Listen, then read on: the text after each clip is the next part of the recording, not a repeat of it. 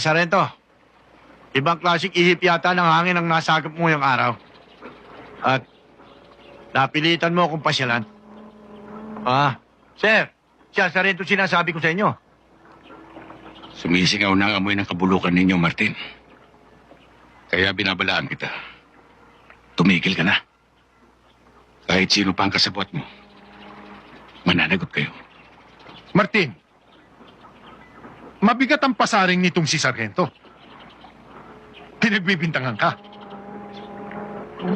At lalong hindi maganda na pinagsasabihan ka ng ganyan mismong sa harapan ko.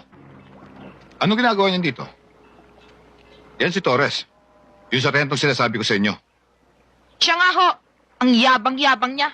Kala mo siya may-ari ng daan? Siya na nga may kasalanan, siya pa ang nagalit. So, ikaw pala si Torres. Ang sarhentong pinatapong ko. Tiga mo nga naman.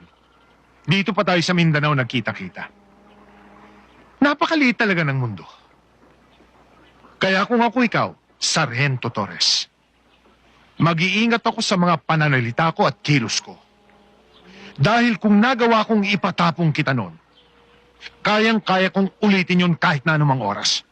At sa pagkakataong yon, sa isang lugar na wala pa sa mapa.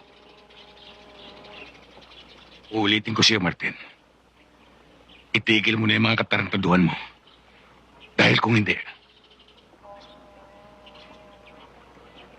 At ikaw, Taba, gamong ko lang maging pagkakamali mo. Ikaw ang patatapong ko. Huwag mong babasusin ang ama! Huwag ka nga arte-arte dito, ha. Baka dagukan kita.